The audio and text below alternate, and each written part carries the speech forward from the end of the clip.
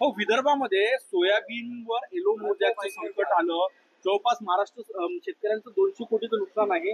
113 शेतकरी आत्महत्या केलेल्या आहे 2-2.5-3 महिन्यामध्ये विदर्भामध्ये.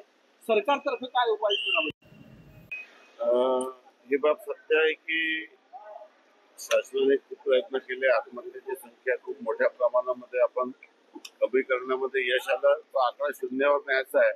त्यासाठी मागील 2-3 वर्षामध्ये अनेक योजना या संदर्भामध्ये करण्यात आल्या आणि आपल्या प्रचलित पद्धतीनुसार जे काही शेतकऱ्यांना जेव्हा जेव्हा शेतकऱ्यांचं नुकसान होतं, मग HDRF NDRFचा निकष असो की आपल्या मदत पुनर्वसन विभागाचा विषय असो, आपलं जे प्रचलित धोरण आहे त्यानुसार सर्व शेतकऱ्यांना आपण ते मदत करत असतो आणि ती मदत करण्यात येईल. आवश्यक त्या पंचनामे करून तशा पद्धतीचा अहवाल शासनास सादर करण्याच्या सूचना दिलेल्या आहेत.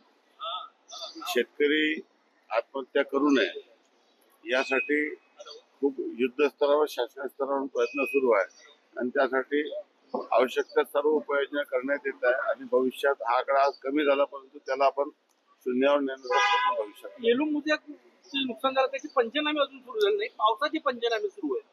नाही, ज्या ज्या पद्धतीचे लोकप्रतिनिधींची माहिती आहे आम्ही विभागाला अलर्ट मोडमध्ये ठेवलेलं आहे आणि अनेक शेतकरी थेट देखील आम्हाला तक्रार करतात.